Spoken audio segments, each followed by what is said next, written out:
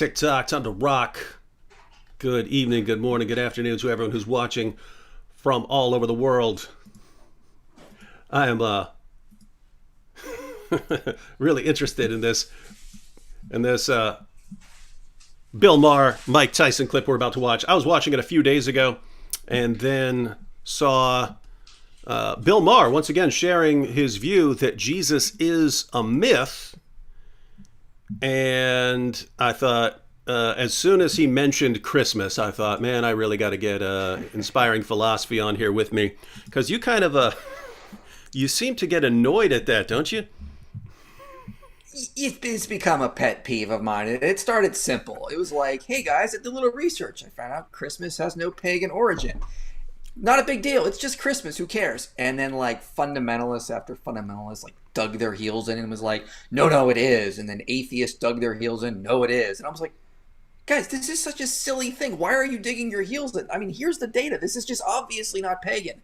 And then I start getting frustrated because they were getting angry and now it's just become a whole thing. It's like, why will you dig your heels in over something so silly? But no, they still insist it's pagan even though there's no evidence of it.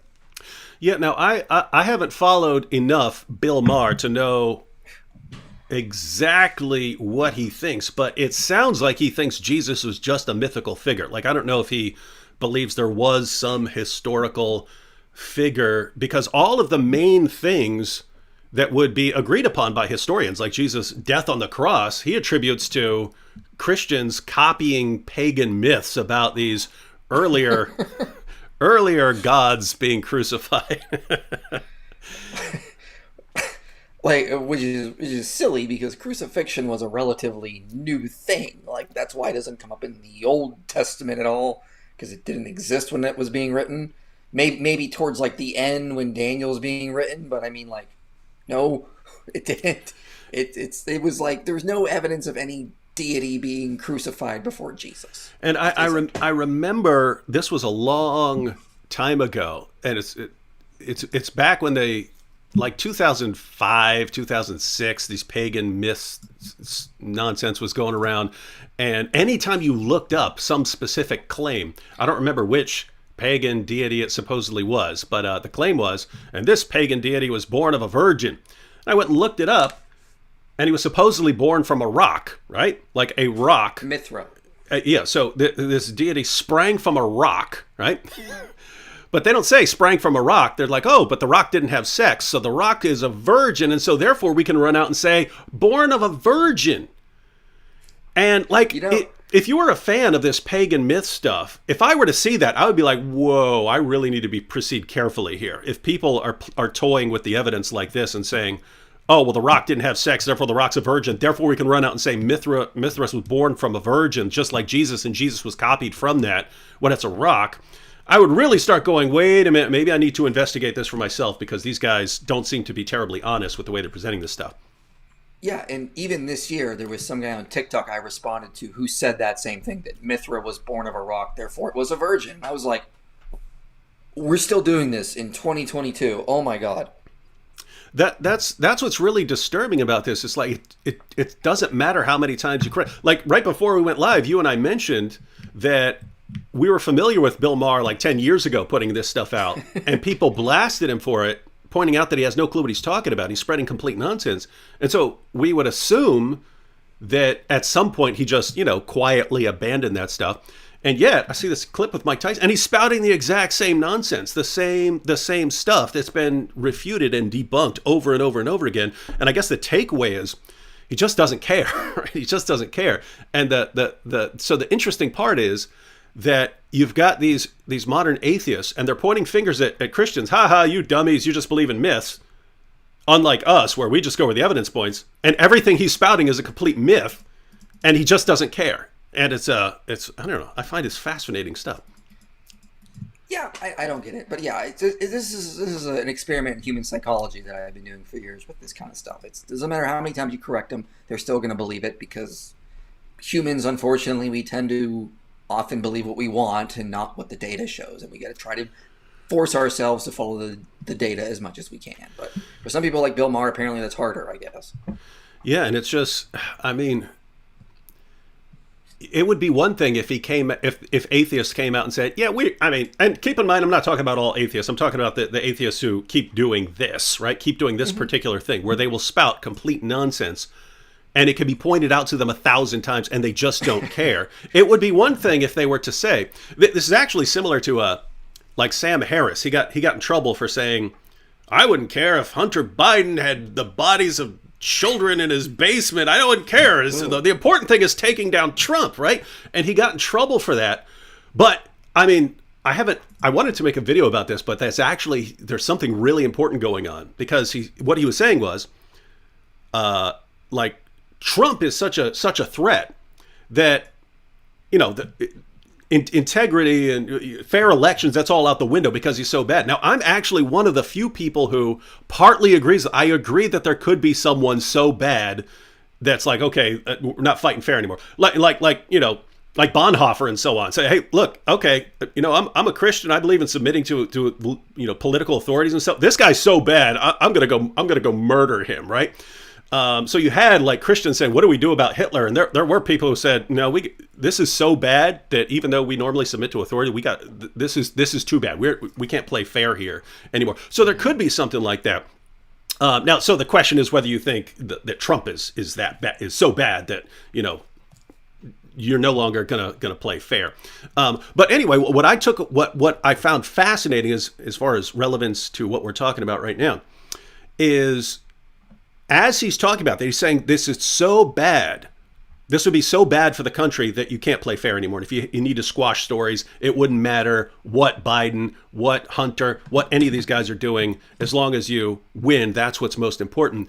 But then he also said, a younger Sam Harris would say that Christianity taking over countries is the worst thing that could happen. But now it's this. And I was like, wait a minute. Because you've been spouting complete nonsense for years. And I'm thinking, like, wait, is that what you've always been doing? It's like, wait a minute. In other words, like 15 years ago, was Christianity just so bad that you didn't feel like you had to be honest? Because he's saying that's his methodology, right? If some guys, normally we would want to be reasonable and go where the evidence points and be fair and open-minded. But if something is especially bad, all that goes out the window, and you just have to win by any means necessary. It doesn't matter. It doesn't matter if like kids are being killed, as long as you win. And it's like, wait a minute, is that what you've always been doing? There's a great book. It's written by an atheist, Nathan Johnstone, called "The New Atheism, Myth, and History," and he points out a lot of these issues, responds to Sam Harris on these kind of things, and points out this is a very dangerous thing they're doing, because we saw a lot of similar practices. This anti-religious practice in the USSR, and it led to all sorts of horrible things. So, and he's an atheist too, mind you. So again, not coming from a Christian, but I mean, I highly recommend this book for replies to people like Sam Harris. And there were always atheists like Michael Ruse and so on who were responding to the new atheists, going, "Guys, your arguments are really bad and sloppy, and this isn't the way to go." But it was the way to go, right? Because the new atheists found out if you can just rev up everyone's emotions, then you don't need the best argument. So even Sam Harris, like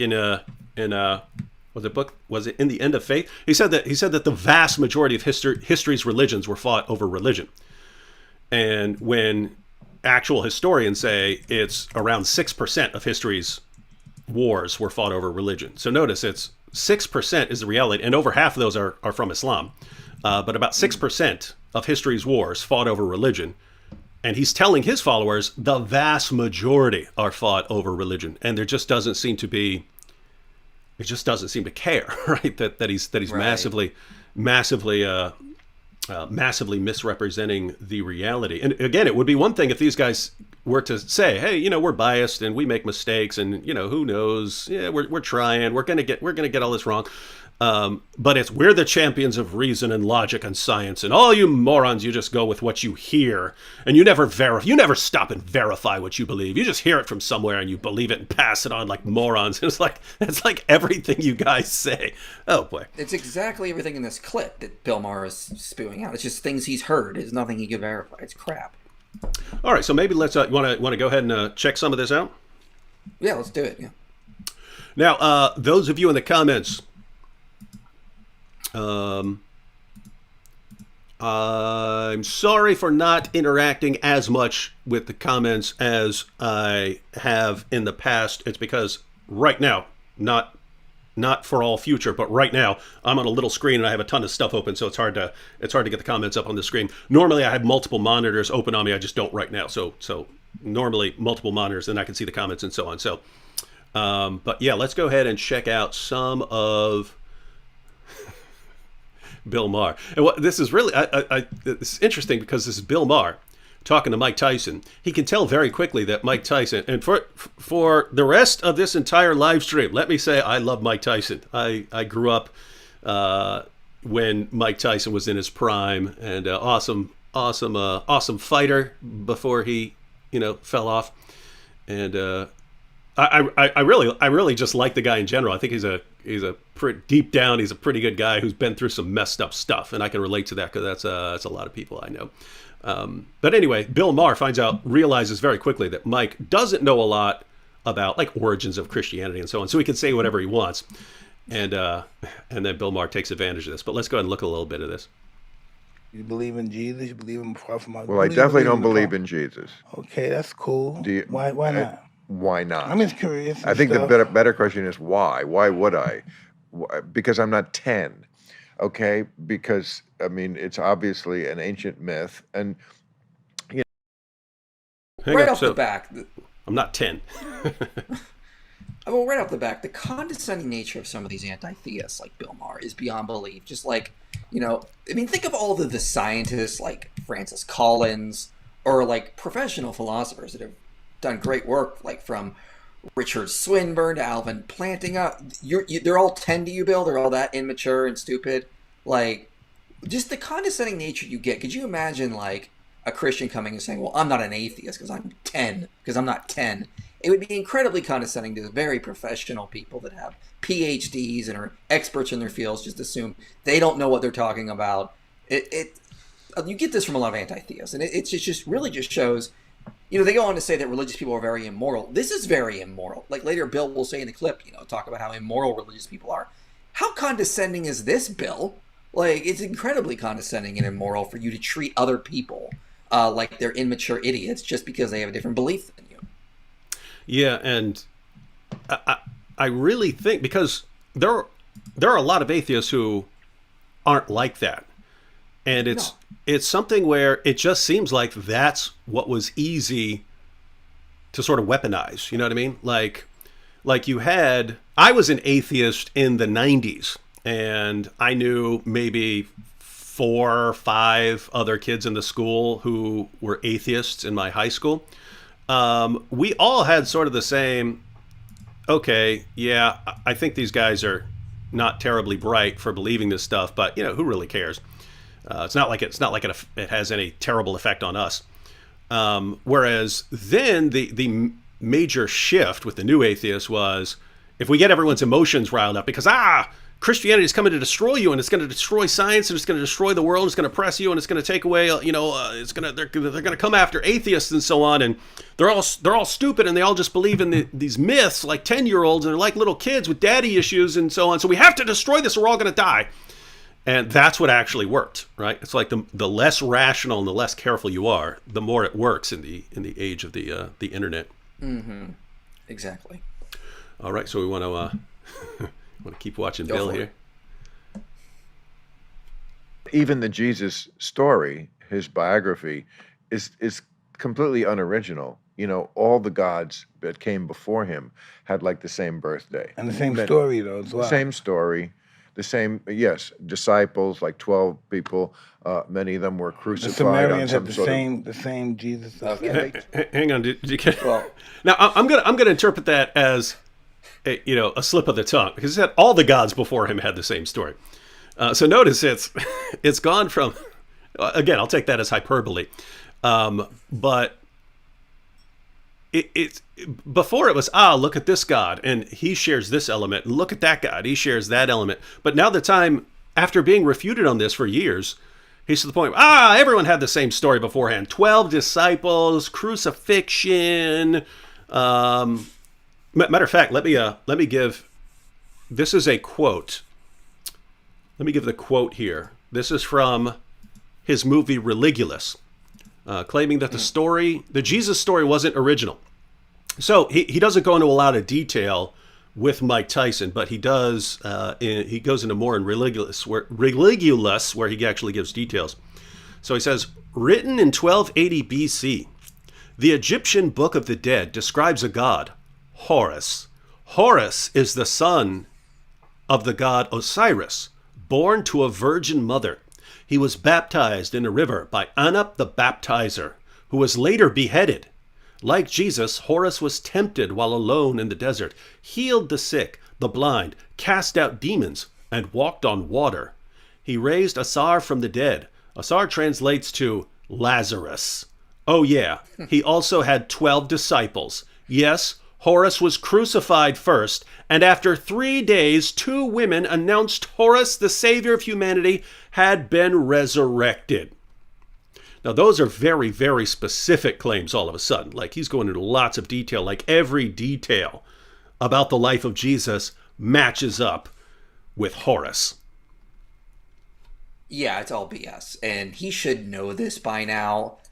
He said that there were gods before Jesus that were born on December 25th. That's just demonstrably false. We have no text that mention any deity born on December 25th, or birthday celebrated on December 25th prior to Jesus. The only early source that mentions a deity's birthday on December 25th is in something called the Philocalian calendar, which dates to 354 AD. Now that's post-Constantine, and all it says is 30 games ordered for the birthday of the unconquered one. And we think that's probably a reference to the sun god, and it's plausible actually that pagans moved a sun celebration to December 25th to actually compete with Christians, not the other way around.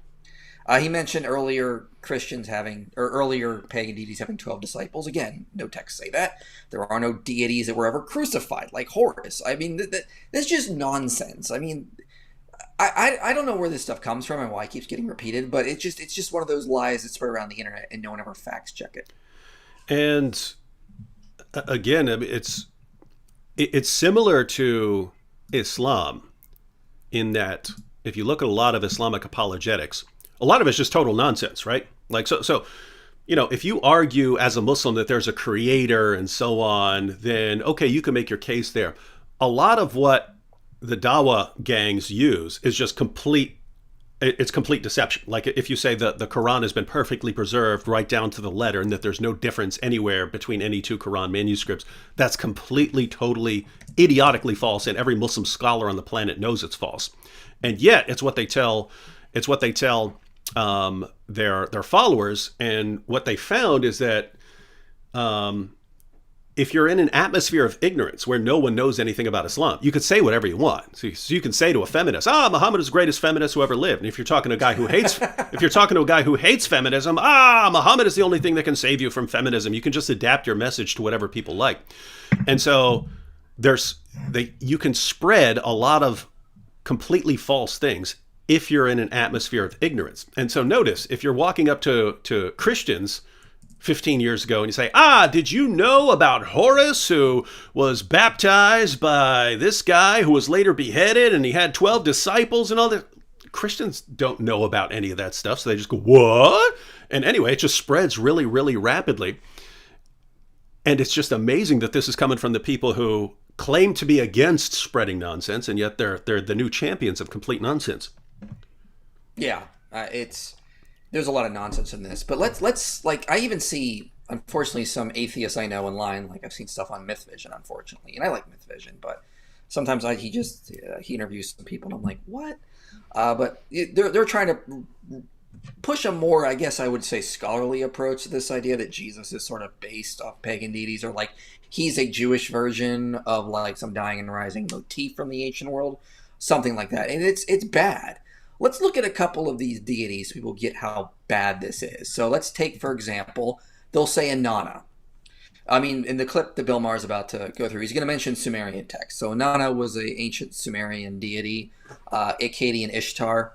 And some modern atheists will claim that, she was also a dying and rising god, that she was dead for 3 days and 3 nights. I've seen atheists make this claim within the past few months. they'll cite a text called Inanna's Descent to the Netherworld, or Inanna's Descent, and they'll say, in that text, she descends to the Netherworld, she's dead, she does something like a crucifixion where she's hung, and she's dead for 3 days and 3 nights. Anytime someone tells you Inanna was dead for 3 days and 3 nights, has not read Inanna's Descent. It does not say she was dead for 3 days and 3 nights. They're taking it out of context. What it says is Inanna tells her servant Ninkaburu, on the day I arrive in the underworld, start making rounds for me, lament for me, get the gods on my side, that kind of thing.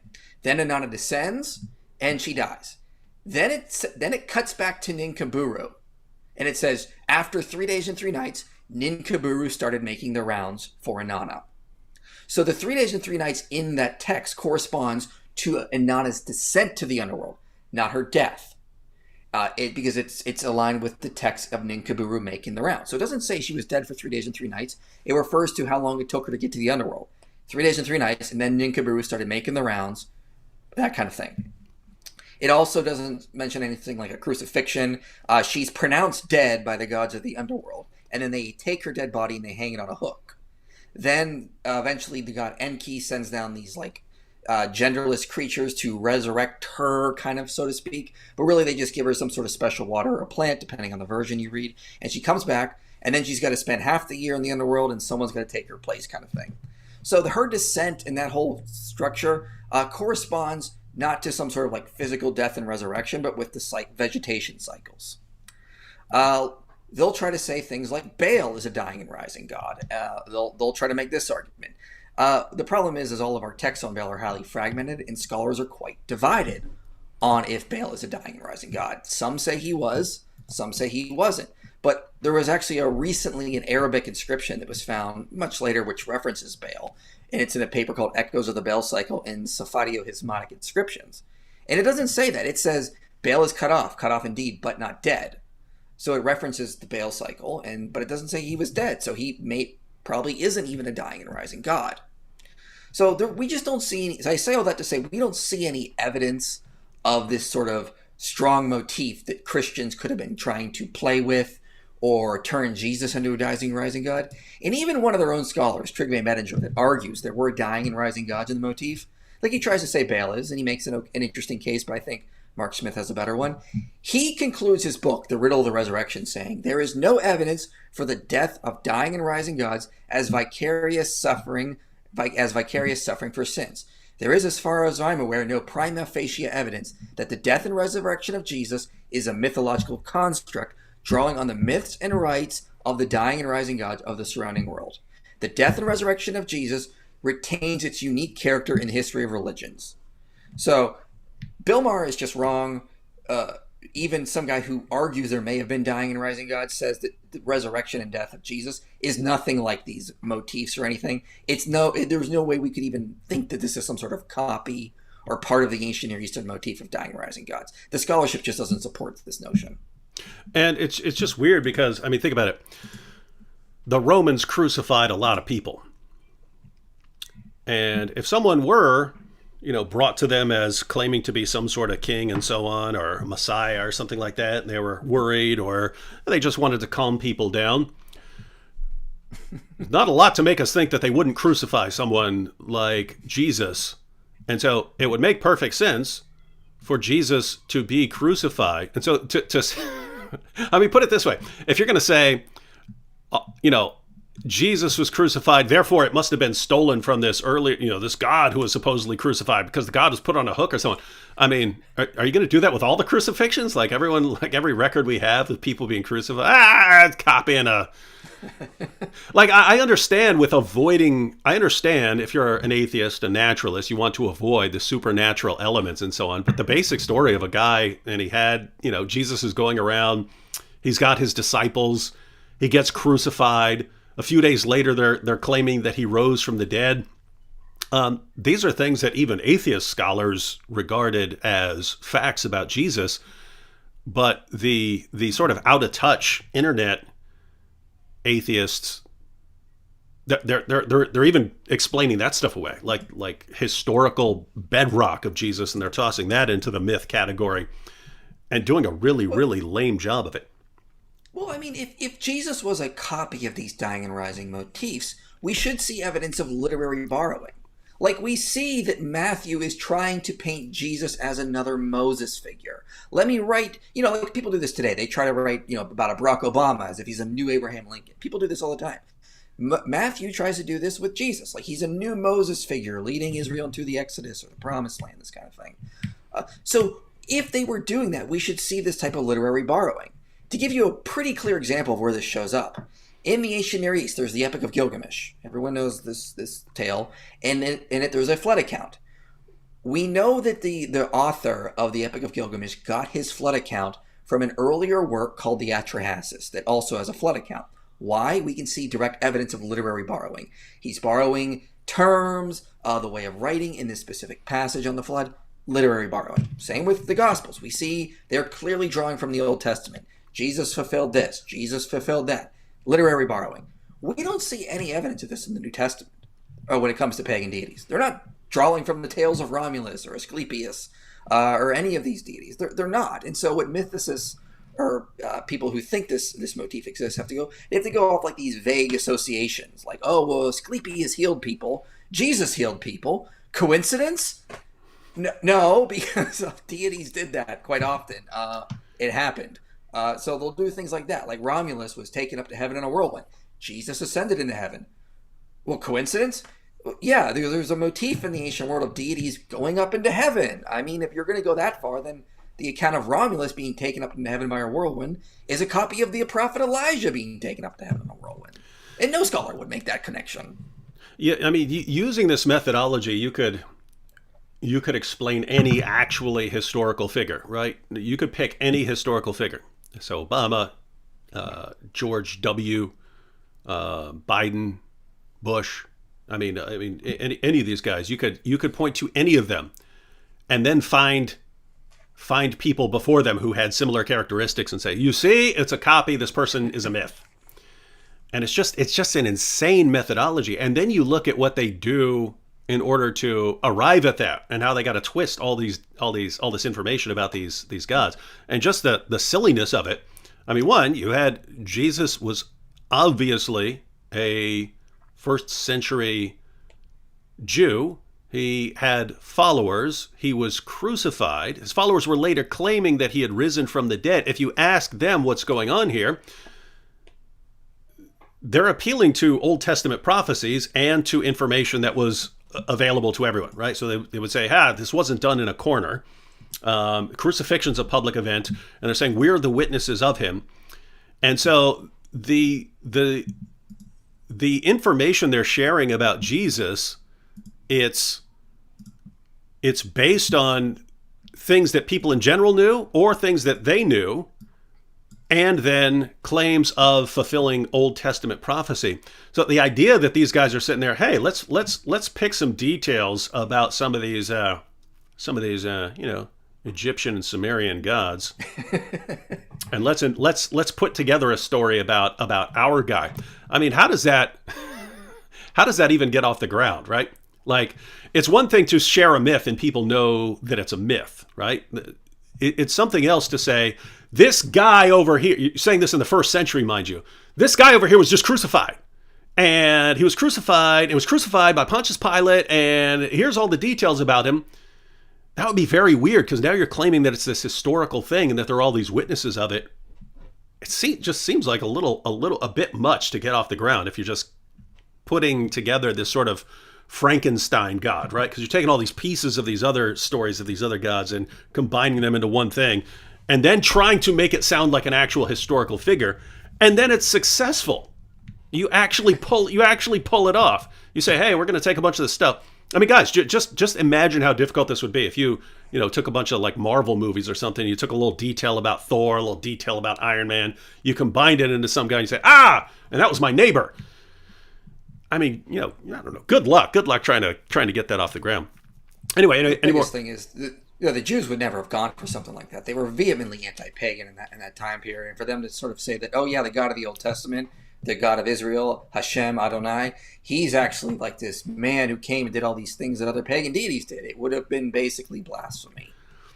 Yeah, they had utter contempt for paganism. Like you can go to earlier centuries when they were often flirting with paganism, and God would punish them and they'd be exiled and so on. But by the first century, they were pretty diehard. They were pretty much the most anti-pagan people on the planet.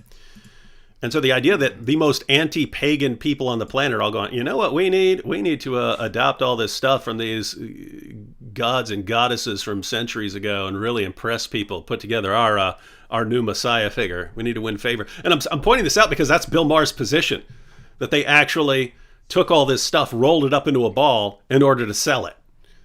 Mm-hmm. Yeah, it's crazy. Should we watch some more of this? Yeah, let's go for it. I'll probably back it up a little bit here. Don't want to be accused of taking something out of context here. You believe in Jesus? You believe in Prophet Muhammad? Well, I definitely don't believe in Jesus. Had like the same birthday. And the same story, though, as well. Same story. The same, yes, disciples, like 12 people. Many of them were The crucified. Sumerians on had some the same Jesus effect. Yeah, they took the stories that were going around the Mediterranean at the time, and they grafted it onto the life of Jesus. I mean, the reason why his birthday is December 25th is because that was the shortest day of the year, you were telling me. And so now they're now they're getting into the science behind the. Okay, here's what I say to people who make that claim: the idea that Jesus his birthday was placed on that date because it was the shortest day of the year, so that's like the sun returning. Why wasn't his crucifixion placed around that same time as well? Like, if they say there's this motif where, like the sun sets on around like December 23rd or 2nd or something, and then it begins to come back up on the 25th because, there's like this 3-day short period thing. Why not have Jesus's crucifixion on December like 22nd and then his birth on December 25th? Why did they do that? That would make more sense. It would, and there's no evidence they did this like to match sun dates. Like we know from early works like Hippolytus of Rome in his book The Chronicon, he's placing the birthday of Jesus on December 25th because he believed Jesus was conceived on March 25th. So just do the math. In the early church, there was this idea a prophet would die on the same day he was conceived. So if he died on March 25th, he had to be conceived on March 25th. Just count forward 9 months. That's where Christians got the date of December 25th. It had nothing to do with paganism. Let's go back to that because that is a very strange idea. But ladies and gentlemen, that is apparently the actual origin of this. It wasn't, hey, there's all these gods and goddesses who were born on December 25th. There's not, right? But there was a very strange Jewish belief that very important figures like prophets and so on. Christian belief. It wasn't. I don't think the rabbis thought that, but it was a Christian. We're going to have to. I mean, I would defer to you because you've studied this way more. But I may have. I'm trying to think. I've seen someone say that, but I didn't see any verification for that. So it's possible that that someone is off here. So there was a belief that important religious figures would be conceived on the same day that they die. It was some view about this like cosmic harmony. And so they're doing the math and they conclude that Jesus is born around March 25th. He died around March 25th, and therefore that must have been the same date that he was conceived. And so we add 9 months to that to see when he would have been born. You get December 25th. And it looks like where they actually got this. Now, notice, that's not something we would agree with. We think I would regard all of that as silly. But they're not saying, so the point is they're not going, let's look at this ancient pagan god. He was born here. Let's go with that. It's, they have a strange belief about this weird sort of divine cosmic harmony where these important religious figures die on the same day they were conceived. And so you look at that and say, well, that's a silly belief. It's not pagan. It's not a pagan belief. They didn't steal that from the pagans. They had a strange belief. And it's just amazing that, hey, guys, we actually have a pretty good idea of how they came up with this. And, I mean, you know this. You have quite a bit of difficulty convincing Christians that this is not stolen from pagans. Right. I mean, and it's funny because like there's even like an agnostic pagan historian named Ronald Hutton And he's like, it's funny, the Romans actually didn't have a holiday on December 25th before Constantine. So Christians, they had numerous gods and numerous holidays. Christians just happened to pick a day that we don't actually have any evidence of any holiday on in the Roman Empire until 354 AD. And interestingly, it's not actually part of Christianity, right? It's like that's something that some later Christians said, hey, we want to celebrate the birth of Jesus. But he's acting like, this is from the jump, this sort of fashioning this pagan Jesus out of these other pagan stories. Mm-hmm. Yeah, it's absurd nonsense. All right, let's get some more from our good buddy Bill Maher. Yes, right. Because that was the day that the sun started to, when days started to get longer again, so that the people in the pagan times celebrated that day because it meant that we're going to live again, because the days kept getting shorter and shorter and shorter in the winter. And why is Jesus so embedded in our brain? We're going to die. The days are going to get shorter until there's nothing. This is what I want to know. Why is Jesus... Now, what's interesting here is Tyson actually raises a very, very important question here. It's easy to overlook because you look at Bill Maher and he just sounds like he knows what he's talking about. And Mike clearly doesn't know much about what Bill Maher is talking about. But Mike, and let me go ahead and rewind it so we can listen to exactly what he says. Mike Tyson here brings up a very important point. So you're saying this is all pagan nonsense, Bill, but why is Jesus so embedded in our brains right now? Let me go ahead and rewind this a little bit. And all right. We're going to live again because the days kept getting shorter and shorter and shorter in the winter. And why is Jesus so embedded in our brain? We're going to die. The days are going to get shorter until there's nothing. This is what I want to know. Why is Jesus so embedded in so many people's brain? Even people that are Buddhists and all that. Well, I'll tell you. There's some very interesting. So we can check out Bill Maher's response, but the significance of the question. So notice you have all of these pagan gods and goddesses and so on.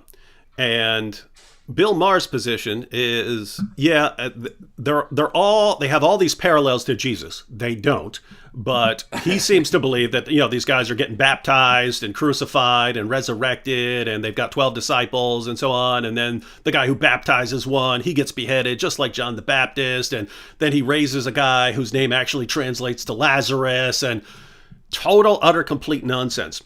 But Iron Mike here brings up an important question. Well, if all this is pagan nonsense, how does it actually work with Jesus, right? So you had pagan. We got the Egyptian gods and goddesses. You've got the Greeks, the Romans, all these ancient Near Eastern gods and goddesses, and so on. And then Jesus is just supposedly a ripoff, as many people rip off other things. How does he become like the most important figure in all of history if it's just something you jumbled together? In other words, if you did it, why is this one guy so radically different from all the other myths? You're saying that Jesus is a myth like all these other myths, and yet Jesus becomes the most important figure in history when none of these pagan myths does. So why is Jesus so different? Anything you want to comment on there, IP, before we look at Maher's response? Well, we can see Maher's response, but I mean, he's going to try to say that, it was just better for the poor and underprivileged, and to an extent, he's right. It did. Christianity, as scholars like David De Silva will note, Christianity welcomed women, slaves, the poor, anyone could come in, and it grew through that mostly for the first few centuries. Is that people felt accepted in Christianity because it actually treated you like a human. It had radical views that we're all equal in Christ.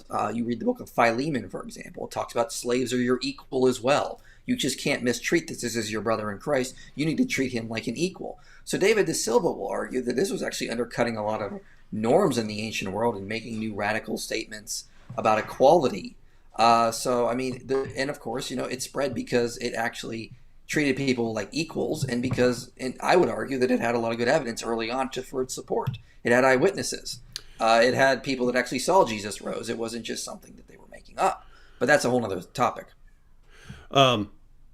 Let me push this. I want to push a button real quick to see if this brings us up on the screen, but I don't know what this is going to do. Oh, no. Well, never mind. Okay. That did not put us on the screen. I'm trying to figure out how to get us on the screen because I don't remember how to use this. But all right, let's go ahead and check out Bill Maher's response. Scholarship done on this. There were lots of... I love that. Well, as I've been examining the scholarship on this, it's like, come on, Bill Maher, you're not sitting there going through scholarship on this stuff. Let me rewind it because that's so funny to me. There's some very interesting scholarship done on this. There were lots of religions at the time. Of course, there are many that preceded Christianity. The reason why that one caught on is because they grafted these familiar elements onto it, like his birthday and stuff like that, and he's coming back to life. That was an old story. But part of it that was revolutionary was his message that when it really gets good for you is in the afterlife. Now, we're talking about a Roman Empire that was at least half slave, It's not more. I mean, people think slavery was an American invention. It was not. No. Everybody. So now we have Bill educating us on the idea for anyone who thought that slavery was invented by America. We have Bill Maher correcting us, but let's let him finish here. In the Bible had them. The word slave comes from Slav, and there's nobody whiter in the world than Slavs. That slavery has been around since the beginning of time, and mostly it wasn't even a racial thing, simply because people weren't living in an area where there were people of other races. It's just human nature, brutal human nature, to make other people your slave if you possibly can. Now, he's actually correct about that, right? It's a long history of slavery here in this world. Yeah. Oh yeah, he's absolutely correct about that. That's not the issue, and he is partially right. I mean, Christianity did spread because it cared about the poor and the needy and the slaves and the women. It didn't treat them like property at the time, and this is something that scholars like Tom Holland, Rodney Stark, David De Silva pointed out, that Christianity was actually very much focused on helping people and not just about collecting sacrifices or building temples or the likes. In fact. Tom Holland tells a funny story that there was an apostate emperor later after Constantine named Julian, who was a pagan actually, and he wrote to the temples and said, why aren't you out feeding the poor and caring for the sick and doing these things? Why did he do that? Because he was raised Christian, and he thought that's what religious institutions were supposed to do. Of course, the pagans didn't do that because that was a Christian religious idea. That wasn't a pagan religious idea. But Julian was confused, being raised Christian and was now a pagan, why the pagans didn't do the same thing as the Christians did. And so, it's because the Christians really did care for people and actually went out and took care of people when there were plagues. Went to the brothels and would rescue the children before they were, commit infanticide, these kinds of things. So, I mean, yeah, it did help it grow because it was a religion based on charity. And, this is actually important because if you look at what you just actually said, it actually contradicts what he's saying, because he's saying that since Christianity came along and said, hey guys, if you believe in Jesus, then the afterlife is going to be really good. So it doesn't matter if you're poor, abused slaves right now. And so you pointed out that there's an element of truth to that, right? People were hearing this saying, hey, you believe in Jesus, you're on the same ground with everyone else. But as you just pointed out, Christians always had an emphasis on charity in this world. So, I mean, Christians invented hospitals and orphanages, so they're taking care of people. And notice, as he just pointed out, I think it was either Athens or Rome, I forget right now, but like 4/5 of the population of the city were slaves. So it was totally normal. Now think, ladies and gentlemen, why did, when people were going and starting the colonies in the Americas, why did they have to go to Africa to get slaves? Because Christians kept freeing slaves in Europe until there were no more slave markets. It wasn't, they weren't going around and making laws. They just kept freeing slaves. And if someone didn't want to free their slaves, Christians would buy the slaves from them and free them. And they just kept doing that until there were no more slaves. there in Europe. And so if you were starting something somewhere else and you were going to go to the colonies where you could sort of, come up with your own cheap labor source, you had to go somewhere else to get your slaves. So notice already, you always had slaves in the Greek Empire. You always had slaves in the Roman Empire. It was totally normal. Why does that stop? Like we're talking before America. Why does that stop in Europe? It was just Christians kept freeing slaves because they thought it was bad. And I'm pointing this out because Maher's argument is Christianity just said, put up with all the stuff that sucks in the world because, a great afterlife is coming. And this is how it spread. So it took all the things you liked about pagan gods and goddesses and then added on a super cool afterlife.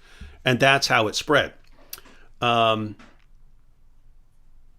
no, Christians were doing stuff in this world. It wasn't just this promise of the afterlife. So anyway, point is, it's this guy's spouting a lot of nonsense. Mm-hmm. Oh yeah, absolutely. I mean, yeah, it definitely was not just focused on the afterlife, as I've been pointing out. It was really focused on charity.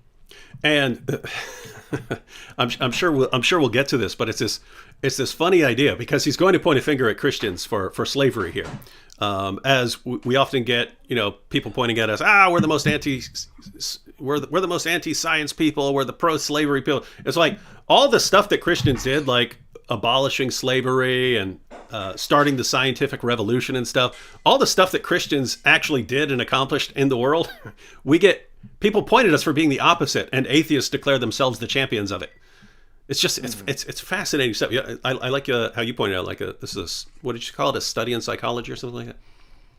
Yeah, it's a study in psychology. It doesn't matter how many times you keep giving them the evidence, like showing them Christmas isn't pagan. They just believe it anyway. It doesn't matter how much evidence you give them. All right, so let's go ahead and let Bill Maher continue to enlighten us. We have come a long way since that time, but in the Bible, nobody even thought to condemn it. There's lots of rules about slavery in the Bible. None of them are, don't do it. They never even thought to say that. Like, don't do it. God's perfectly okay with it. His boy Jesus is perfectly okay with it. They have rules like, if a man kills your slave, you may kill his slave. Oh, okay.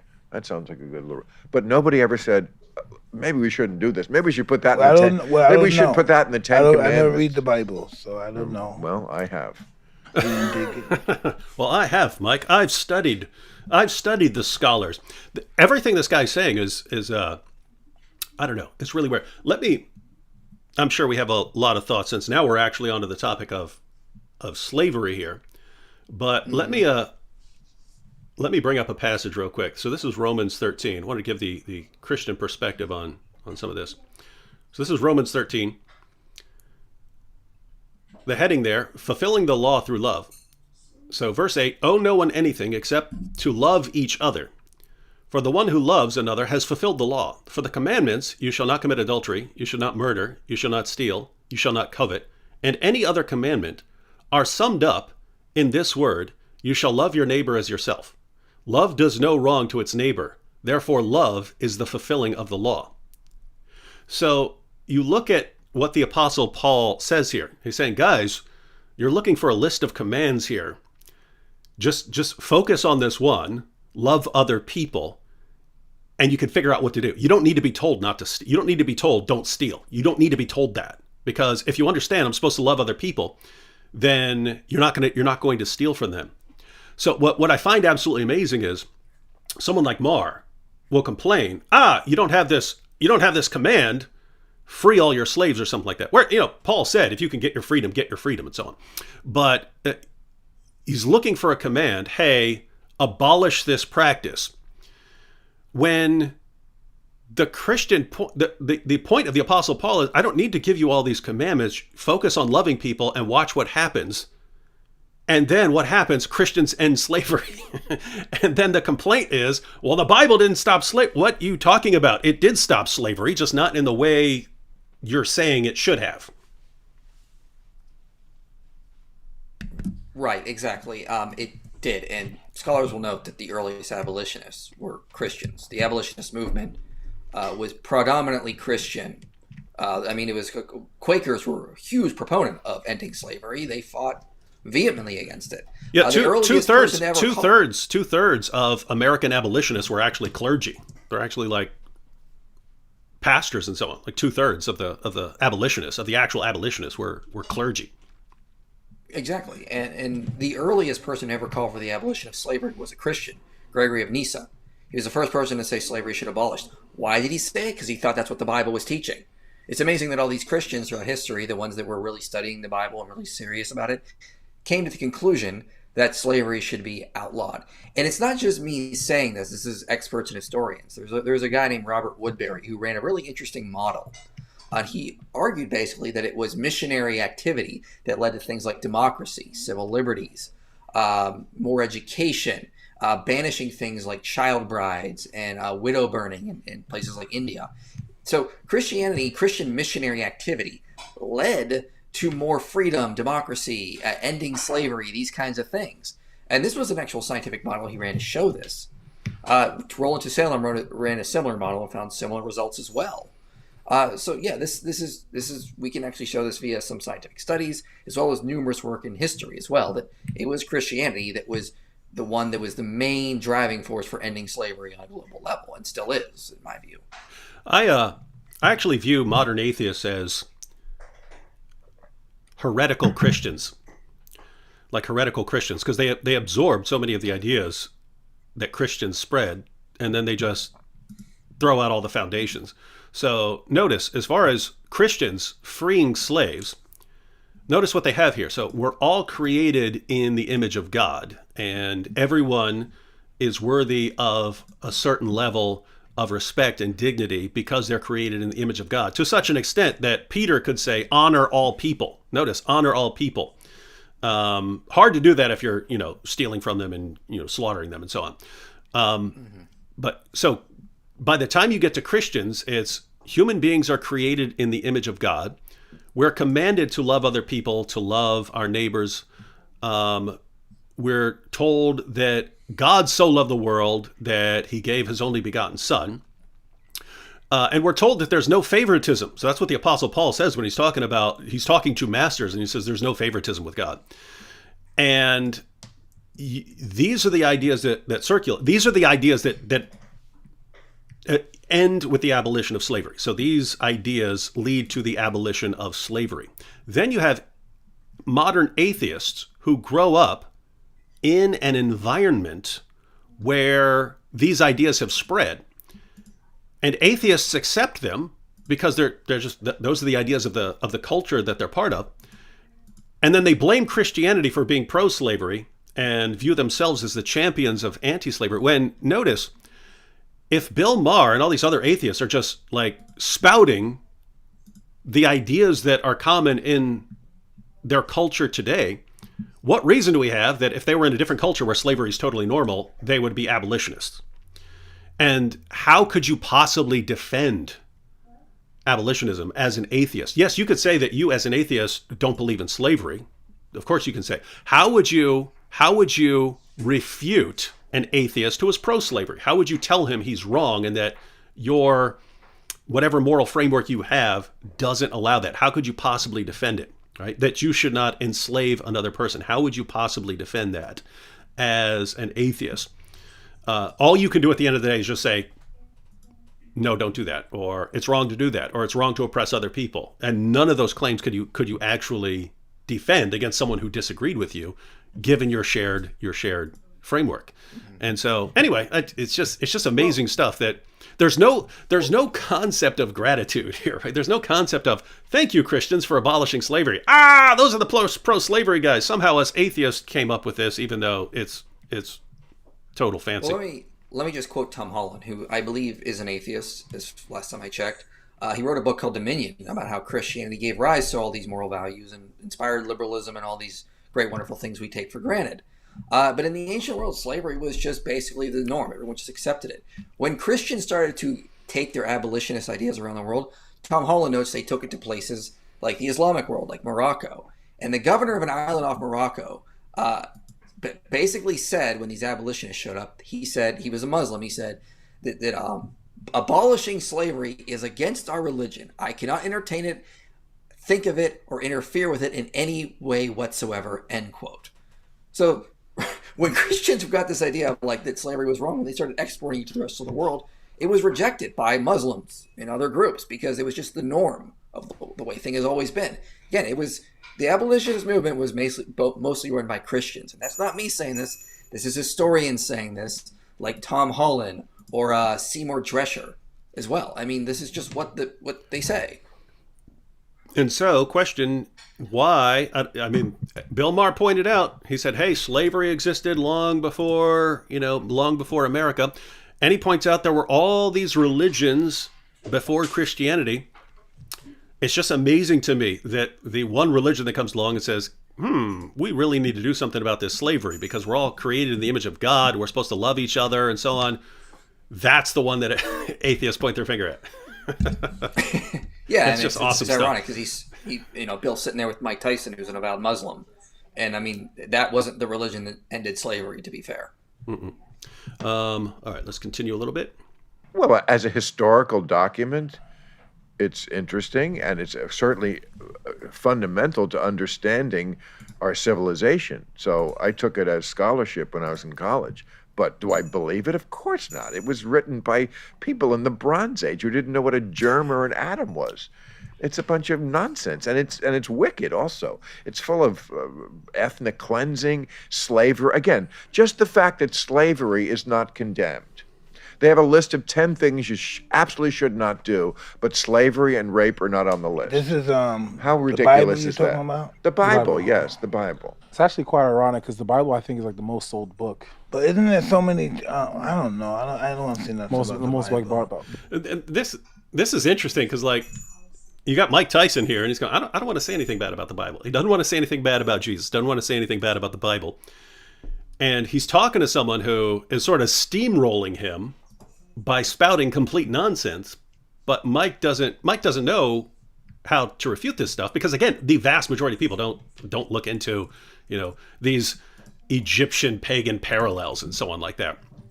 And so it allows Bill to just say whatever he wants right here. But so Iron Mike here, even though he's I would say a heretical Muslim, he doesn't want to say anything bad about the Bible or Muhammad. I mean, or Jesus. Interesting stuff. Yeah. Well, it's kind of a couple things about this. First, it's kind of ironic that Bill says it was written in the Bronze Age because most very liberal scholars try to date the Pentateuch, the earliest books of the Bible, to the Babylonian exile or to the time of the divided monarchy of Israel. So I love when atheists say, "Oh, it was written in the Bronze Age." Thanks, that's what we want. That's the time of Moses. So thanks for giving us that. Some scholars don't want to do that, but I'm glad you agree that it goes back that far. So it's ironic. It shows how little they understand the actual scholarship around this issue. The other thing is when he talks about the Ten Commandments. The Ten Commandments, I'm sorry, they're not a moral treatise. They're not a moral treatise. This is about Israel being a vassal of their suzerain, who is the God of the Bible. This is the setup of the vassal treaty, saying we now worship you. This is how we're going to reflect glory. This is how we're going to reflect justice, where we reflect your holiness. So scholars like John Walton, as well as Michael Lefebvre, will note that they're not trying to do ethics here. They're trying to set up a vassal treaty. And if you want more, see my video, The Misunderstood Mosaic Law, where I explain what they're doing. I explain it, and there's a 3-part series because I do the Misunderstood Mosaic Law, the Imperfect Mosaic Law, and the Revolutionary Mosaic Law. And in those 3 videos, I explain what they're doing with the Torah, what was the issues that were going on, and how it also ultimately led to a better world in that ancient context, because it gave revolutionary ideas that helped to shape ethics, even though that was not its main aim. But yeah, he's just misunderstanding what the Torah was, what they were trying to do. And so, yeah, it's not trying to lay down every moral right thing and wrong. It's setting up a vassal treaty with Israel. What could Israel do in its ancient Near Eastern context to show the holiness of God to the rest of those nations in their culture? That's what it's trying to do. And again, it's just really ironic. He keeps harping on the on the slavery when, guys, that was the book that ended slavery. How do you? It's just amazing. Like, hey, we can talk about anything right now. What do we want to talk? We don't talk about that book not condemning slavery. Wait, you mean the book that ended slavery? Yeah, but it didn't do it in the way I want. I would have wanted to do it in a different way, and it did it in a way that I didn't want. And so shame on that book. And now we all believe that slavery is wrong because of that book, because Christians spread that idea, and then it just becomes cultural that it's wrong, and we've all adopted it. So the reason that we all agree that slavery is wrong right now is because of that book, which we hate for not doing anything about slavery. It's amazing stuff. Amazing stuff. Yeah, and it really shows how little Bill has actually studied the scholarship of any of the issues here he's talking about. Yeah, and it's really, I mean, he seems like a guy who just went to a bunch of lame websites, and then as long as he says, Yeah. oh, this, because the scholarship that I've examined on the, infidels.org is good stuff. All right, let's get back to Bill here. Anywhere. Well, yes, it's the Bible. I mean, most people, less and less as time goes on, thanks partly to me, are less and less religious. But I mean, it's still mostly a religious country. Mostly people will say they believe in something. Now, shout out to my millennial friends. They're the first generation to be less than 50%, I think, who have a religious affiliation. The younger generation. I just have to point out all these atheists patting themselves on the back. We're convincing people to turn away from Christianity, become more rational. We're becoming more rational. It's like, dude, you can't even figure out what a woman is now. Yeah, thanks, Bill. Don't break your arm patting yourself on the back there. It's like, wow, dude, it's all because of people like me who've been helping. It's ironic. I don't think they are. And the psychological and sociological research does not support the idea that a decline in religion, especially Christian religiosity, will necessarily be better. There's a lot of issues there that they've overlooked, which I've explored in videos I've done, like, is Christianity harmful? Of course it's harmful. You Christians wanted to keep kids away from drag shows. Yes, we do. And we will fight for that. Absolutely. See, now we're becoming more rational. All right, let's go, Bill. More and more are saying this is a bunch of bullshit. We don't need this to live a good life. And then they see how immoral so many religious people are. So they're like, why would I want to get involved in this club? So the problem with that is that, people need to be honest with themselves. The reason why atheists see so many immoral Christians is because you're in a social media echo chamber. We all put ourselves in these social media echo chambers where we only interact with the stuff that emotionally upsets us. So I see atheists all the time interacting with content of like some Christian doing bad. They're going to see more of that. So like if that's how you find out if Christians are super immoral or more immoral than atheists, you're not doing adequate research. Why don't you get into the sociological studies like I have, and I can show you that Christianity does lead to more social desirable effects, more pro-sociality. And without it, there's going to be problems. I can give numerous ones that they can't fight me on because this is what the research shows. And it's just so weird because I just saw Reason Answers here says, gosh, it's tiny. Well, what is immoral in atheism exactly? So, because, you deal with the, ontological foundations of morality and so on. And I mean, we would have all kinds of stuff, all kinds of questions for Bill Maher on what is the basis for you condemning any of this stuff? Like, defend that for us. And at the end of the day, it's what I think Francis Schaeffer called arbitrary absolutes, right? Like, you've abandoned all the actual foundations for having absolutes, and so you just have arbitrary absolutes. You just stomp your foot and say, this is the way it is. This slavery's wrong. And you have no basis for it in your worldview. You've just picked it up, and you just continue on as if there's no problem. And guys, you can do that. It's just so weird to proclaim yourselves the champions of reason and logic and science and so on, when that's how you roll. Yeah. To give some examples of what the decline of religion is going to lead to, this is not coming from me. Again, see the video I did, does Christianity cause Christian nationalism? It doesn't. Spoiler alert. But studies have shown that as Christianity has declined, the right wing does not decline. There's always going to be a right and left wing, guys. That's never gonna go away. But non-Christian people on the right wing replace Christianity as the value in their life with more authoritarian, nationalistic ideas. So as Christianity declines for people on the right, more authoritarian nationalist ideas start to flourish especially in places like Europe right now. Another issue is that there's been some studies done, like there's one that looked at 53 countries and found that as religiosity declines, the spillover effect for for donations and volunteering for charities declines as well. So what they have found in this study, I talk about it in my video, is Christianity Harmful, is that in religious countries, it has a spillover effect. If you're a secular person living in a religious country, you're more likely to volunteer for a charity or to donate for charities. In secular countries, religious people, especially Christians, still donate time and money to charities, but secular people and secular nations do not. So if a nation is religious, secular people are more likely to donate to a charity. If a nation is secular, secular people are less likely to donate for a charity. Religious people in this study are still donating their time and money to charities, but the spillover effect goes away in these countries. So those are just two examples of what happens when religiosity declines. And again, this is published research. This is not me just making this kind of stuff up.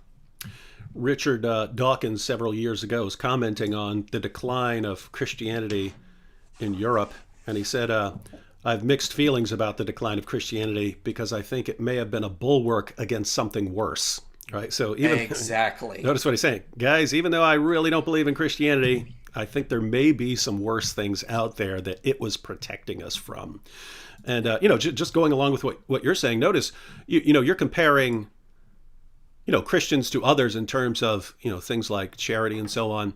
And this is after a lot of the world has already been Christianized, right? In other words, atheists have been pretty well Christianized to the point where I think of a lot of, as I mentioned, I think of a lot of atheists as actually heretical Christians. You've adopted a bunch of ideas that came from Christianity that make no sense at all in your worldview, and you proceed as if these are normal. So they've adopted the ideas that you should care for people around the world, even though it makes no sense on your worldview and so on. You could believe it. You have no basis for believing that you could use to convince someone else. So it's just really weird that we're already in a world where Christian values have spread everywhere. Even I was in Israel, was talking to a Jewish man, and I wasn't sure what people believe in Israel about Jesus. And there are a variety of positions, but I was talking to a guy and he was going, yeah, Jesus way won, man. I said, what? He goes, yeah, the way of Jesus won. It's not someone who believed in Jesus, but he's saying Jesus won. He's like, what do you mean? He goes, yeah, look at the stuff that Jesus was railing against in his time, where you couldn't even help someone on the Sabbath for fear of violating the law. He goes, no one's going to do that today. No one's going to say, oh, it's the Sabbath, let's not help this person who just fell over, or let's not call an ambulance, or let's not operate. No one's going to say that. Everywhere has been, Jesus has affected everyone, which is really strange. Going back to Mike Tyson's question, why? Why did this one guy who's just this Frankenstein of myths affect so many people so deeply? And that's Tom Holland's point in his book Dominion. He's not a Christian, and he's pointing out, the Christianity is where our morals come from. And to preempt the objection that, people like Phil Zuckerman bring up, the secular nations are actually doing better than the countries that are more religious. There's a problem with the correlation issues there, which I talk about in my videos. But again, give it a couple generations. Let's see what happens after a couple generations of people being raised by parents and grandparents that have no connection to Christianity. Right now, Europe is still saturated with Christian values, as scholars like Tom Holland have noted. Let's see if it's still there after a couple generations in this new secular experiment we're going through. I'm worried it won't be. We're already starting to see signs of that with the right-wing authoritarian, the loss of the spillover effect on volunteering for charities, and other issues as well. But let's just see what happens. Yeah, and one, you can shift very rapidly, like as we're seeing right now. If you'd said 6 or 7 years ago, we're going to be talking about, kids at drag shows, you'd been called insane. Oh. How dare you say that society will ever go there? And yet here we are. But you look at anything, you look at Nazi Germany or any of the other, they change very, very rapidly. It's scary. And so what you have in modern atheism and in Europe especially is, as you pointed out, they adopted Christian values. They flourished because of those values. Then people start mocking the Bible and Jesus and so on.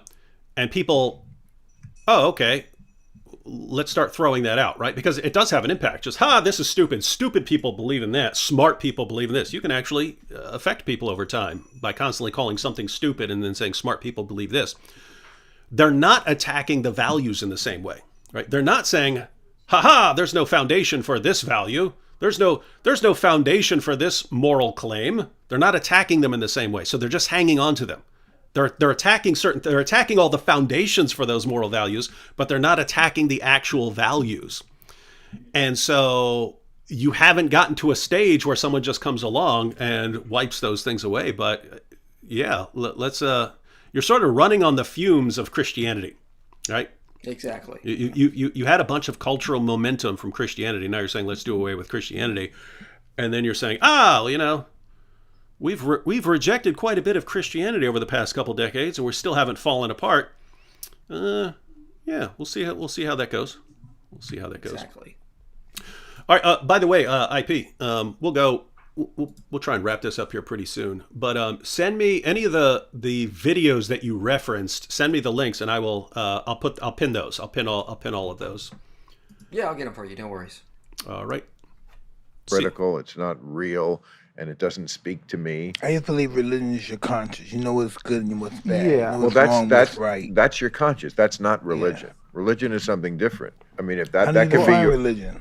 Well, religion is a system. Religion is a formalized way of thinking with rules and laws and beliefs in things that And are. then again, we all have our own private religion then. But that's Our not really personal religion. It's That's fair. something Have a way- better.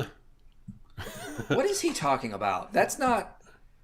Mike Wow. Mike was just saying something about how he believes religion is basically your conscience, and Bill Maher, no, that's different, and it is different. You could say your religion affects your conscience and so on, but I'm not sure where they're going with this. We might want to just wrap up with this particular clip because I'm not sure they're going anywhere. I'll give them a few more seconds to make some sort of point. Yeah, no, we don't have to say. I'm just talking about the way we get up every morning, we wash our face, we brush our teeth, we Well, that's put a- pen, and that's we not- live our, yeah, that's That's like not a religion. That's a regimen. Yes, we all Religion have. is regimental. It is. Well, Yeah, religion but is that- regimental. Yeah, but- no doubt. Okay. Well, we're arguing over semantics here. Yeah, they're arguing. Let's just get to where Tyson points out that he's a Muslim. No, I'm not arguing with you. No, I'm just saying. I think what defines something as a religion is something that you're not describing. You're describing what you believe and how you live your life. You don't need religion. Well, Although- religion tells you how to live your life and what to believe but aren't in. you Muslim? Yes. Okay, well that is a religion. Yeah, it's very difficult religion too. This is interesting stuff. So yeah, I don't think either one of them was making sense right there. I get what Mike was trying to say, and I get what Bill Maher's trying to say.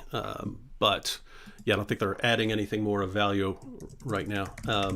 Well, although, I mean, just to note, I mean, Bill is trying to define religion, and this is something that even scholars disagree on, even if we can even define what a religion is. It's like and so I hate when I see people trying to give these pop definitions, and it's not going to actually help people because the scholars can't even agree on how to properly define religion. Reasoned Answers just pointed out arguing over semantics. He says that's where 99% of atheists' arguments end up. Yeah, hey, I just wanted to pull up this. Just wanted to pull up one or two clips of.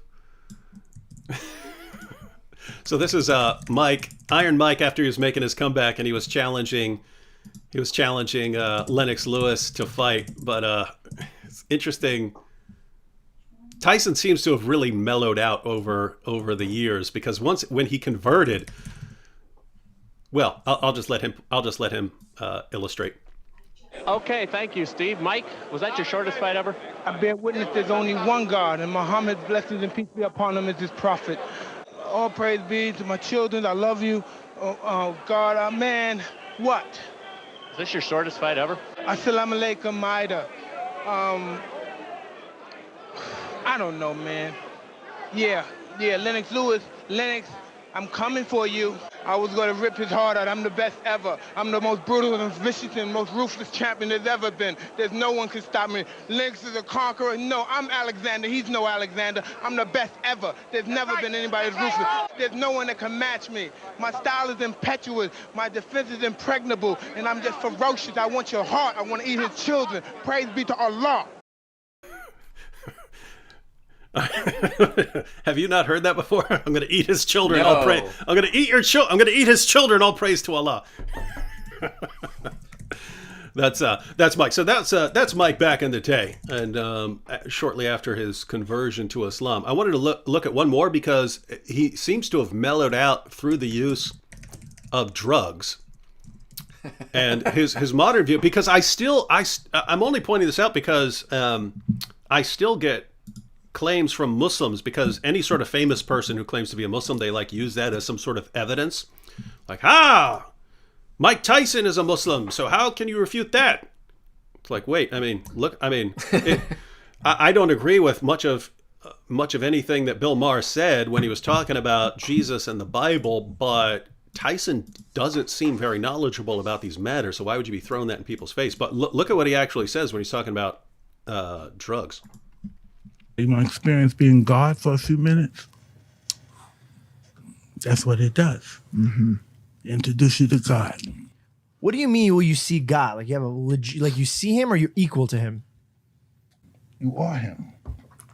Okay, so you're equal to him. You're not equal to him. You are him. Got it. I don't think George is gonna like that. He's a very big Christian man. No. This is bigger than religion. Right. This is time. This is letting you know. This stuff you see your ancestors. You want to meet some of your ancestors. You want to meet people who died recently who you love. Handle it to toe. It takes you way back, buddy. So Mike's talking about drugs, and these drugs can let you experience being God. You're actually God. You just don't know it. And drugs can open up your mind to realize that. Now, anyway, the point here is, guys, you could call Mike Tyson a Muslim in some loose sense, that he still calls himself a Muslim. But I mean, if he's saying you're God and he's God and drugs can reveal that to you, probably not the best picture of a devout Muslim there. With that said, I think I'll always like Mike Tyson. Yeah, that's wow. Yeah, so yeah, nice spokesman for Islam. It's like some of these celebrities, for Christians and Muslims, we should probably just ignore them, because it's like, wow. And yet, notice, again, Iron Mike didn't want to say anything bad about Jesus or the Bible. He still comes from a time when, even if you had people who weren't following Christianity, they still didn't want to risk upsetting anyone, who might execute some divine judgment on them and so on.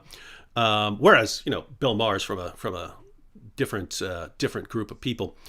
So anyway, we've gone through, there's I think a few more seconds of that clip left, irrelevant stuff. But notice we've been through Bill Maher,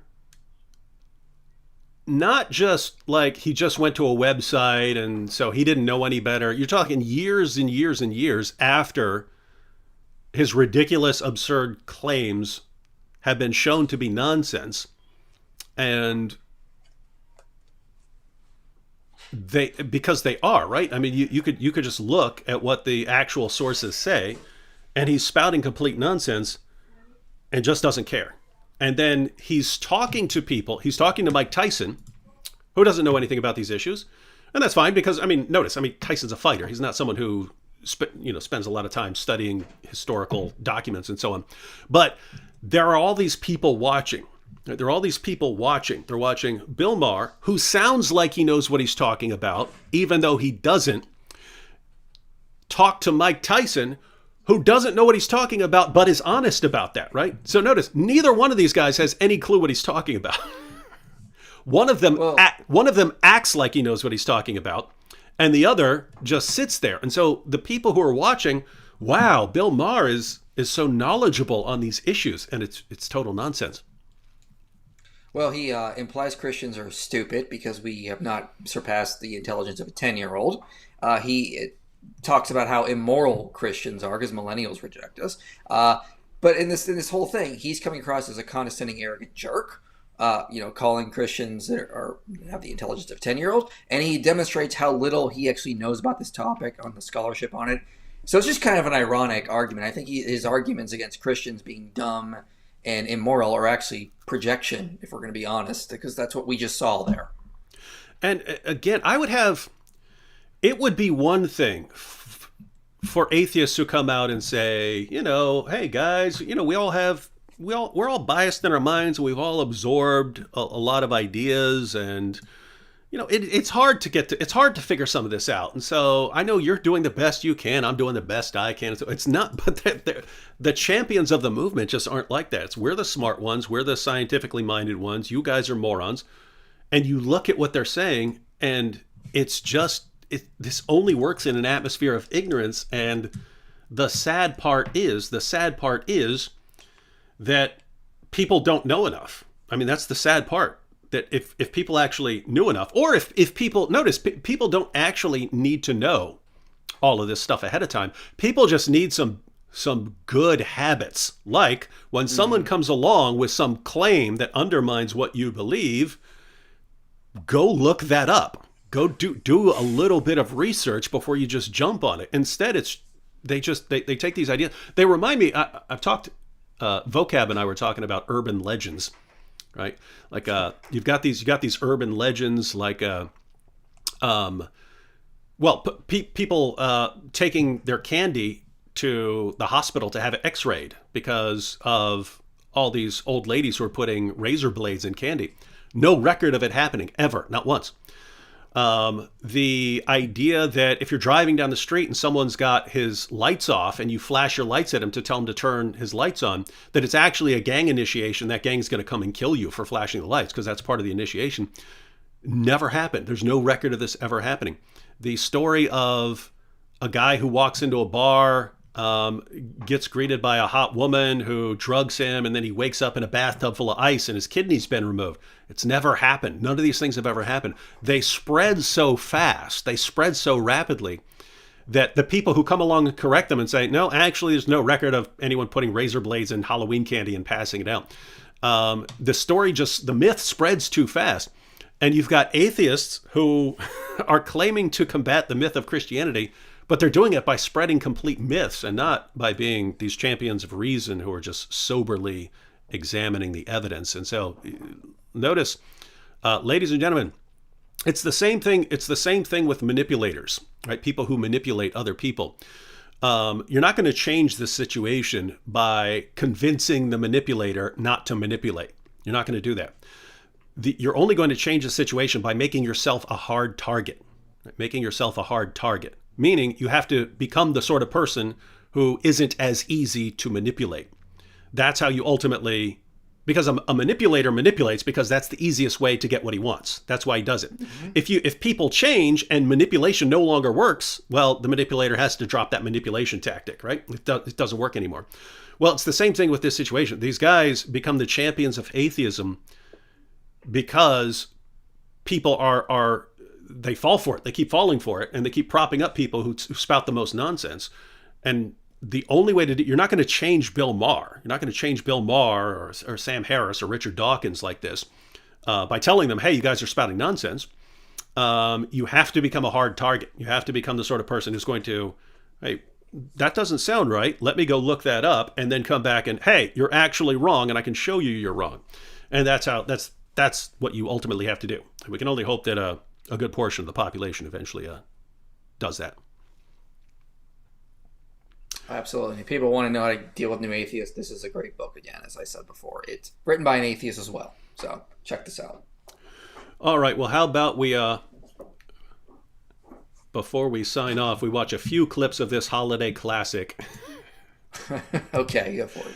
Because our good friend Bill Maher, his go-to example in Religulous is Horace for the parallels, right? So that's the one Horace was baptized, and the baptizer was beheaded and had 12 disciples and all of these things, and this is the supposed parallel. And just to show you, I mean, this is from way back in the day. The Horace video, I have to pull it up here real quick. The Horace video I mean, this came out a long time ago. This was early YouTube, and it spread rapidly, and people caught on. And yet, Bill Maher, all these years later, still spouting the same nonsense. So let's watch a little bit of this. Well, thanks to all of you for coming out to our service this morning, and I pray that the rest of this Christmas day is wonderful for each and every one of you. Not so fast, preacher man. Behold, it is I, Horus, Egyptian god of the sun, and while you all believe that you've been celebrating the birth of your Lord Jesus, you've really been celebrating the birth of me. For you. Oh, so this is this is awesome stuff, because I mean, Christians are literally just making fun of how ridiculous this claim is, and it never stops the atheists from making the claim. But Horace here is going to go into all the parallels that are exactly the same parallels that Bill Maher points out. See, thousands of years before your Jesus came around, I, Horus, was born on December 25th. I, Horus, was born of a virgin. I, Horus, was baptized by a man called Anup the Baptizer, was crucified and was resurrected 3 days later. Wow. So you see, your Jesus is nothing more than plagiarized poppycock, and I, Horus, have come to feast upon the sorrow of you foolish Christian. All right, so notice that's, I mean, this is a joke video, but what's happening there is exactly what happens online, and of course on college campuses and discussions and so on. A Christian says, "Hey, you know, let's celebrate Jesus," and ha. It's not someone claiming to be Horus, but it's the same idea. You guys don't realize because you're stupid that all of this is taken from Horus, and so let's see what happens here. Yeah, none of the stuff you just said is true. Yes, it is. No, there's no reference in Egyptian mythology to Horus being crucified or resurrected 3 days later. There's no documentation anywhere for the existence of a figure named Anup the Baptizer. Horus's mother was not a virgin woman, but the goddess Isis, and there is no specific date anywhere tied to the birth of Horus. I'm pretty sure there is. Notice, again, this is a joke, but it's exactly what happens, right? Exactly. So that's why this is such a funny little parody here. Let's watch a few more seconds. Actually, no. All of these claims and many others indicating that early Christians yoinked the mythology of Horus and stuck it on top of Jesus were all completely made up by Gerald Massey, a 19th century cuckoo banana bird self-taught Egyptologist who never provided the slightest shred of evidence for any of these claims and who was laughed out of the room by every serious Egyptologist on the planet. So wait. Notice. So some guy writes something in a book or someone circulates something on the internet. A bunch of atheists mindlessly believe it, don't bother to do any research, and they just keep sharing it. But isn't that what they accuse Christians of doing? We just mindlessly believe this book that we haven't researched, and we don't realize that all this stuff we're spouting is a myth, and yet that's exactly what they're doing here. This video does a really good job of it, but let's see where he goes. Thank you very much for your attempt to ruin our celebration of Christ's birth, but I'm afraid we're all still having a very Merry Christmas, Horus. Horus? Did I say my name was Horus? No. What I meant to say was, behold, it is I, Mithras, Roman cultic god of the something. And even that was perfect. By the way, those of you who are watching this is on the Lutheran satire channel that's called Horace Ruins Christmas. You could check that out because he goes through a bunch of the so-called pagan parallels. But the reason that was brilliant because, again, this is exactly what happens. Hey, Horus, here's Horus. Horus is where you guys get all your beliefs. If you refute that, if you show exactly what the preacher there did, that it's total nonsense, it just immediately shift to another, but Mithras, and if you point out how stupid that is, guys, you got to be careful of arguments that are designed to only work with people who've never studied anything on the topic. When you switch from one pagan god or goddess to the next as soon as it's refuted, it's clear you're just looking for the god or goddess that the person has never studied, and therefore the person doesn't know anything about it to refute you. This is This is massively sick, deceptive stuff, but this is sadly all too common. All right, any final thoughts there, IP? No, just study and don't get your information from Bill Maher. If you became an atheist from Bill Maher, then wow, that says a lot. I mean no disrespect, but seriously. That would be pretty bad. All right, so everyone, obviously, if you're not following Inspiring Philosophy, he's on the ball on a lot of the issues that come up, so check out his channel. If you're not, I'm assuming most of you are familiar with IP already. For those of you who aren't, definitely check that out. And again, I will include any links IP sent me to videos that he referred to earlier. All right, well, that's the pagan myth nonsense and some of the other claims that are really popular among atheists. I was mentioning to IP right before we went live about the Jordan Peterson documentary on the history and impact of the Bible, and very good. And there's a fun section in there on how the Bible actually led to the scientific revolution. And so I will be making a video on that probably tomorrow, separate video on that tomorrow. And it will be yet another example of how modern atheists are spouting a lot of total nonsense and not showing the slightest bit of gratitude for where their actual views came from. All right, we'll catch y'all next time.